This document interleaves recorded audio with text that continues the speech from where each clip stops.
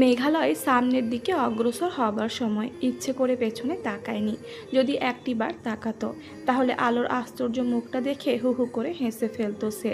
মেঘালয়ের তো এখন নিজের ওপর প্রচুর গর্ববোধ হচ্ছে, কারণ একটাই, তার স্ত্রী ভাবছে এত বছর পর দেখা হলো স্বামীর সঙ্গে, অথচ স্বামী স্ত্রীকে দেখেও না দেখার ভান করছে। মাঝে মধ্যে এমন ভাব দেখাচ্ছে যেন স্বামীর দৃষ্টির আনাচে কানাচে কোথাও স্ত্রীর ছায়ার অস্তিত্ব নেই, অথচ তার স্ত্রী তো জানেই না গতকালই স্ত্রীর অচেতনতার সুযোগ নিয়ে স্ত্রীকে অল্প স্বল্প আদর করেছে সে। যেই মানুষটাকে একটাবার চোখে দেখার জন্য এত বছরের তপস্যা, সেই মানুষটাকে চোখের সামনে দেখলে না ছুঁয়ে থাকা যায়? মোটেও না। হেঁটে যেতে যেতেই মেঘালয়ের মাথায় একটা দুষ্ট বুদ্ধি উদয় হলো, কিন্তু এখনই নয়, সঠিক সময় এলে সঠিক জায়গা সঠিক ফর্মুলা প্রয়োগ করবে সে। মেঘালয় চলে যাওয়ার পর রিনি রান্নাবান্নায় মনোযোগী হলো। আলো মেঘালয়ের চলে যাওয়ার পথ পানে তাকিয়ে আছে। আলো অপেক্ষায় ছিল মানুষটি একটিবার পেছনে ফিরে তাকাবে, কিন্তু তাকালো না তো। দুঃখে আলোর চোখ ভিজে আসছে। রিনির সামনে বারবার নিজেকে দুর্বল প্রকাশ করতে আপত্তি তার। মেয়েটার সামনে গতকালই লজ্জিত হলো, আর আজ আলো নিজেকে যথাসম্ভব স্বাভাবিক রেখে রিনির সামনে গিয়ে বলল, হেল্প করব? রিনি মুচকি হেসে আলোর মুখের দিকে তাকিয়ে বলল, আজ তোমাদের রান্না করে খাওয়ায়, আগামীকাল তো আমাকে আমার শ্বশুরবাড়িতে যেতে হবে। তোমাদের কারণে আমার বিদায়ই হলো না। যদি পরিস্থিতি ঠিকঠাক হতো তাহলে আমার শ্বশুরবাড়িতে আমার আজ দ্বিতীয় দিন হতো। কথাগুলো বলতে বলতে খিলখিল করে হাসে রিনি। এমন অবস্থায় কেউ স্বতঃস্ফূর্ত প্রকাশ করতে পারে? আলো অবাক হয়ে রিনির হাসি দেখছে। মেয়েটাকে যতটা হাসি খুশি মনে হচ্ছে, মেয়েটা ভেতরে ভেতরে ততটা খুশি না হয়তো। মেয়েটা হাসছে, অথচ চোখ দুটোতে বিষাদের ছায়া। প্রাণখোলা হাসির সঙ্গে চোখ দুটো তো হাসার কথা। রিনি চুলা অফ করলো, তারপর আলোর হাতটা ধরে বলল, কার সঙ্গে রাগ করে বেরিয়ে গিয়েছিলে বলো তো? যে আধ পাগলের জন্য বাড়ি ছাড়ছ, সে আদৌ কি চায়? তোমার কি একটিবার অনুসন্ধান করা উচিত না, বলো? রিনির কথা শুনে আলো ভাবুক হয়। রান্নাঘরের জানলার ওপরে নীলচে আকাশের দিকে তাকিয়ে আলো বলল, অনুসন্ধান করতে হলেও কাছাকাছি থাকতে হয়। সে তো আমাকে চোখেই দেখছে না, এমন ভান করছে, তার কাছে থাকবো কেমন করে? সে তোমাকে চোখে না দেখুক, তুমি তো তাকে দেখছো। এত বছরের রাগ, অপেক্ষা, অভিমান, অনুরাগ কি এক পলকে কমে যাবে? সময় লাগবে, ধৈর্য ধরো। আলো চুপ করে আছে। ইতিমধ্যে ডাইনিং টেবিলের চেয়ারে এসে বসেছে রিনির বাবা আরাফাত এবং মেঘালয়। তিনি তাদের বসতে দেখে আলোকে বলল, দুপুরের খাওয়া দাওয়া শেষ করা যাক। আলো জবাব দেয় না। রিনি সব খাবার দাবার টেবিলে নিয়ে রাখলো। আলো চুপচাপ রান্নাঘরে দাঁড়িয়ে আছে। রিনি ভেবেছিল আলো হয়তো আসবে। মেঘালয় যতই রাগারাগি করুক, একটি বারের জন্য হলেও মেঘালয়ের পাতে খাবার তুলে দেবে। কিন্তু আলো, রিনি দীর্ঘশ্বাস ফেলে মেঘালয়ের পাতে খাবার তুলে দিল।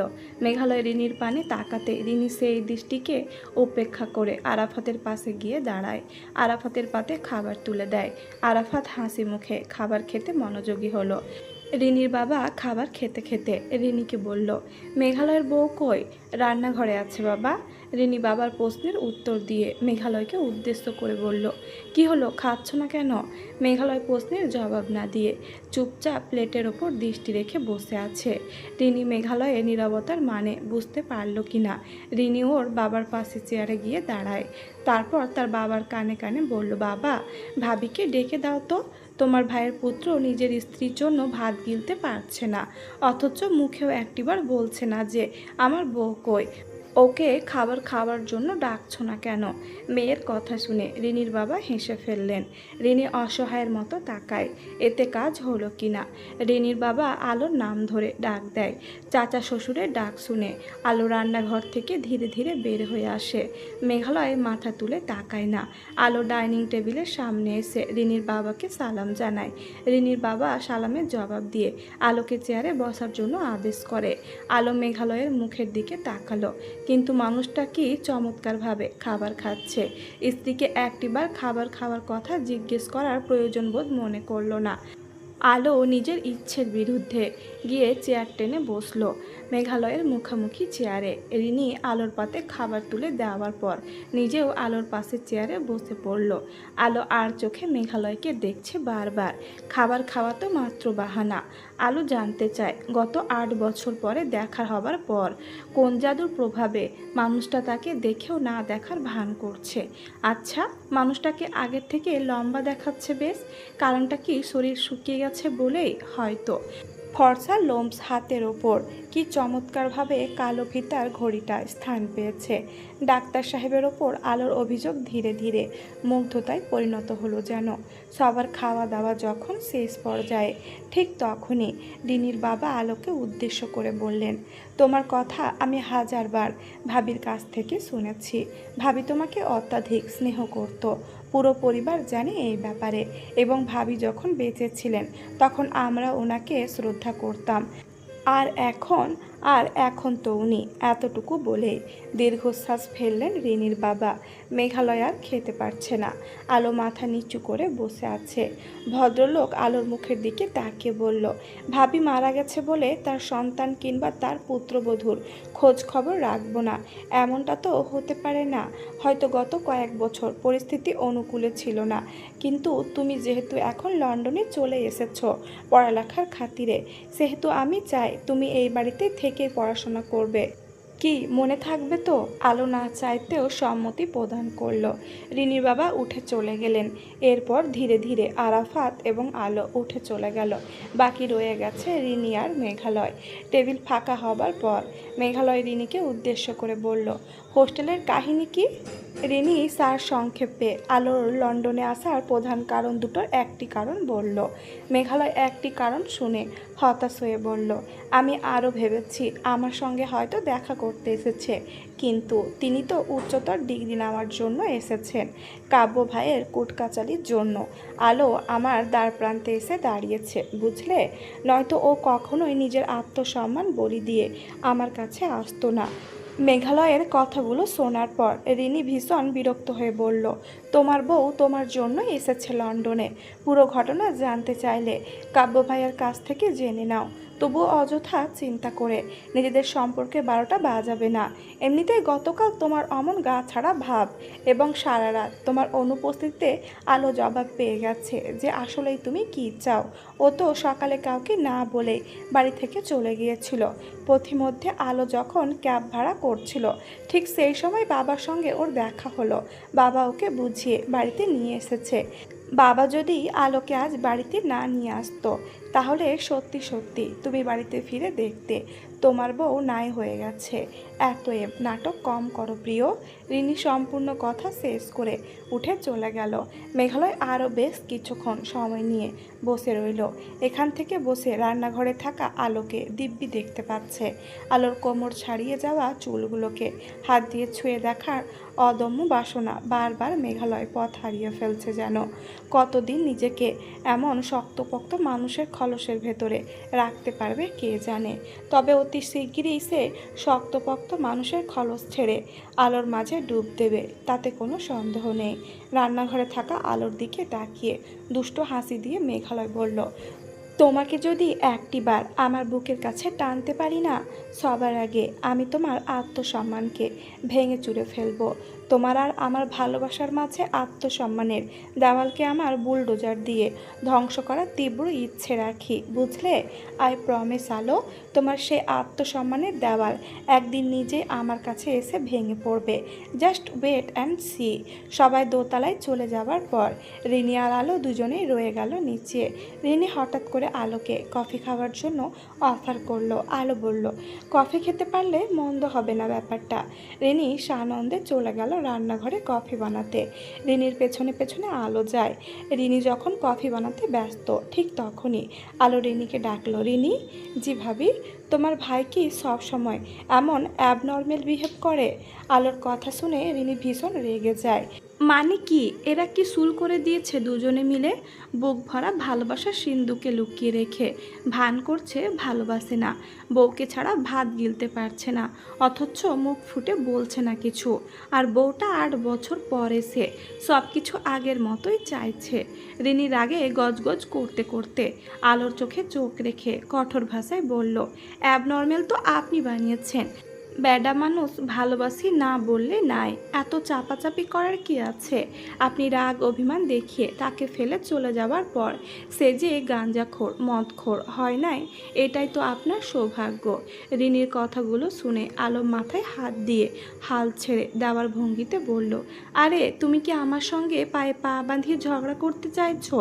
আমি শুধু জিজ্ঞেস করলাম তার কথা। না, আপনাকে আর আপনার স্বামীর পায়ে ধরে আমার প্রণাম করা উচিত। বাহ, আপনাদের তুলনা হয় না। একজন আরেকজনের দূরে রাখার যত বন্দোবস্ত করা যায় সবই করছেন। এত বছর পর এসে দুইজনের দেখা হলো, কই একে অপরের সঙ্গে জোকের মতো আটকে থাকবে তা না, উল্টো একজন আরেকজনকে দেখলে মনে হচ্ছে লবণ হাতে নিয়ে ছুটে যাচ্ছে। রিনি কথাগুলো শেষ করে আলোর হাতে কফির মগ দিয়ে চলে গেল। আর আলো কফির মগে চুমুক দিতে গিয়েও দিল না। মেয়েটা না শেষমেশ জোকের সঙ্গে তুলনা দিতে হলো, ছি। সারা বিকেলবেলা আলো একা একা ড্রয়িং রুমে কাটিয়ে দেয়। রিনি সেই যে রাগ করে চলে গেছে আর আসেনি। আলো মেঘালয়ের ঘরে যাওয়ার সঞ্চয় করে, কিন্তু পরক্ষণে ভাবে মানুষটাকে আর কয়েকটা দিনের সুযোগ দেওয়া হোক, এরপরও যদি না মানে তখন না হয়। আলো যখন আকাশ কুসুম ভাবতে ব্যস্ত, ঠিক তখনই তড়িঘড়ি করে সিঁড়ি দিয়ে নেমে মেঘালয় কোথাও চলে যাচ্ছে। ভুল করেও একটিবারের জন্য আলোর দিকে তাকায় না। আলো দীর্ঘশ্বাস ফেলে বলল, আল্লাহ, এমন অভিমানী পুরুষের সঙ্গে আমি 9 মাস সংসার করেছিলাম। 9 মাসের সংসারে সে তো ছিল ভিন্ন হৃদয়ের এক অন্য পুরুষ, যার কথার মিষ্টতা দেহের প্রতিটি রন্ধে রন্ধে ঢুকে যেত। আমি তো এতকাল যাবৎ জানতামই না তার ভেতরে সুবিশাল অভিমানের পাহাড় আছে। ভাগ্যিস তাকে অভিমান করার সুযোগ দিয়েছিলাম, নয়তো আমার সৌভাগ্য হতো না তার অভিমান দেখার। এই ফাঁকে আলো মোবাইল হাতে নিয়ে কল করলো বাংলাদেশে। ইতি, কাব্য এবং অবশেষে তার মায়ের সঙ্গে কথা বলল। কাব্য বেশ কয়েকবার আলোকে সরি বলেছে। কাব্যের প্রতিবার সরি বলার বিপরীতে উল্টো আলো কাব্যকে কৃতজ্ঞতা জানিয়েছে, কারণ কাব্য যদি এই সারপ্রাইজ প্ল্যান না করত তাহলে ডাক্তার সাহেবের সঙ্গে আর কিছুদিন পর দেখা হতো। সবার সঙ্গে কথা বলার পর আলো কল কেটে দেয়। তারপর উঠে দাঁড়ালো। বাইরে গিয়ে হাঁটাহাঁটি করে আসলে মন্দ হয় না, এই ভেবে আলো বাড়ির বাইরে বের হবার জন্য পা বাড়ায়। ঠিক তখনই আলোকে কেউ ডাক দেয়। আলো পেছনে ফিরে দেখলে রিনি দাঁড়িয়ে আছে। রিনি আলোর সামনে এসে দাঁড়ায়, তারপর ভুরু নাচিয়ে জিজ্ঞেস করলো, কোথায় যাওয়া হচ্ছে? হাঁটাহাঁটি করতে। হাঁটাহাঁটির প্ল্যান আপাতত ক্যান্সেল। এখন ঘরে গিয়ে চট করে তৈরি হয়ে নাও। আমরা সবাই মিলে আমার বাবার বিজনেস পার্টনারের ছেলের বার্থডে পার্টিতে যাব। কিন্তু আমি তো কাউকে চিনি না, ওসব ব্যাপার না। যাও, তাড়াতাড়ি করে রেডি হয়ে চলে এসো নিচে। ডাক্তার সাহেব যাবে না? আলো নরম সুরে প্রশ্ন করে। রিনি ঠোঁট বাঁকিয়ে বলল, তোমার ডাক্তার সাহেবকে গিয়ে তুমি জিজ্ঞেস করো যাবে কি না। সে তো একটু আগে কোথাও যেন চলে গিয়েছে। তাহলে তো হলোই, সে যেখানে যাওয়ার যাক না, তুমি আমাদের সঙ্গে চলো। রিনির এক প্রকার জোর করে আলোকে দোতলার মেঘালয়ের ঘরটায় পাঠিয়ে দিল। তবে যাওয়ার আগে একটা ছাই রঙা জামদানি শাড়ি আর সাদা ব্লাউজ পেডিকোট দিয়ে গেছে। আলো শাড়ি হাতে নিয়ে দীর্ঘশ্বাস ফেলল। আলো বেশ কয়েকবার শাড়ির কুচি ঠিক করার চেষ্টা করছে, কিন্তু হলে তো। এবার শাড়ির কুচি গুজে দেওয়ার আগে হাতের আঙুলের ফাঁক থেকে খসে পড়ল। বিরক্ত হয়ে গালি দিয়ে সামনে তাকিয়ে দেখল ডাক্তার সাহেব। আলো তৎক্ষণাৎ পেছনে ফিরে জিহ্বায় ডগায় কামড় দিয়ে ওপারে তাকিয়ে বলল, মাবুদ, এই মানুষটার সামনে কেন আমায় সবসময় শাড়ির কুচি খুলে যায়? এবার তো গালি দিয়ে ফেললাম। আলো দাঁত দিয়ে নখ কাটছে ভয়ে, আর মেঘালয় হতভম্ব হয়ে দাঁড়িয়ে আছে। আচমকা মেঘালয়ের মনে জাগ্রত হলো যে কোনো একদিন গিনেস বুক ওয়ার্ল্ডে আলো নাম লেখাবে স্বামীর সামনে শাড়ির কুচি বারবার খসে পড়ার কারণে। গালি কি আগে থেকে জানতো নাকি নতুন শিখেছে? কথাটি মেঘালয়ের খেয়ালে আসতেই মেঘালয় ও মাই গড বলে দরজার সামনে থেকে চলে গেল। মেঘালয় চলে যাওয়ার পর আলো নিজের কপালে দুটো বাড়ি দিয়ে বলল, দরজা লাগাতে ভুলে গেলি কেন, তার ছিঁড়া মাইয়া। মেঘালয় নিচে গিয়ে তৎক্ষণাৎ রিনিকে ধরল। আলোর এত ঘটা করে শাড়ি পরার কারণ তল্লাশি করছে। রিনি মুখ ভেঙচি কেটে বলল, তোমার বউ আমাদের সঙ্গে পার্টিতে যাবে, তাই রেডি হচ্ছে। কই, আমাকে তো একবার বললে না যে আলো তোমাদের সঙ্গে যাবে? কেন, বললে কি আমাদের সঙ্গে ধেই ধেই করে চলতে? রিনির কণ্ঠে বিদ্রুপ মেশানো। মেঘালয় রিনির দিকে চোখ পাকিয়ে তাকাতেই রিনি বলল, এভাবে তাকিয়ে লাভ নাই। আমি কাউকে ভয় পাই না। আমি তোমাকে জিজ্ঞেস করেছি তুমি পার্টিতে যাবে কি না, তুমি বললে যাবে না, ব্যাস শেষ। এবার আর আমার মাথা খাওয়ার দরকার নেই তোমার। তুমি গিয়ে তোমার থিসিস পেপার রেডি করো, যাও। কথাগুলো বলতে বলতে রিনি খেয়াল করলো আলো সিঁড়ি দিয়ে নেমে আসছে। মেঘালয় রিনির দৃষ্টি অনুসরণ করে সেদিকে তাকাতেই থমকে যায়। ছাই রঙা জামদানি শাড়িতে আলোকে অনন্য লাগছে। সাদা মুক্তোর মালা, কানে সাদা পাথরের ঝুমকা, 2 হাত ভর্তি সাদা কাচের চুড়ি, ঘাড়ের ওপরে যত্নে রাখা খোপায় বেলি ফুলের মালা ঠাঁই পেয়েছে। সেই দৃশ্য দেখে বুকের বাঁ পাশে হাত রেখে বিধ্বস্ত প্রেমিকের দৃষ্টি নিক্ষেপ করে আনমনে বলল, এ কোন আলো, যার মলিন ছায়াও আমার চোখে জ্বলে ওঠে অদ্ভুত দীপ্তি, যেন অন্ধকারের ভেতর লুকানো এক গোপন জ্যোৎস্না, যার রূপের উষ্ণতায় চোখ পুড়ে যায় ধীরে ধীরে, তবুও সেই দহনে খুঁজে পায় এক অচেনা প্রশান্তি। চোখ অন্ধ হয়ে যাবার ভয় থাকে, তবুও দৃষ্টিকে ফিরিয়ে নিতে মন সায় দেয় না। এই আলো কি তবে আলো নয়, নাকি এক মায়াবী অন্ধকার, যার চোখের গভীরে ডুবলেই আমি নিজেকে হারিয়ে ফেলি? মেঘালয়ের সামনে দিয়ে রিনি আলোর হাত ধরে বাড়ি থেকে বেরিয়ে যায়। মেঘালয় নিচের ঠোঁটের কোণা কামড় দিয়ে চেপে ধরল, তারপর ঘাড়ে এক হাত রেখে মুচকি হেসে গান গাইতে লাগলো।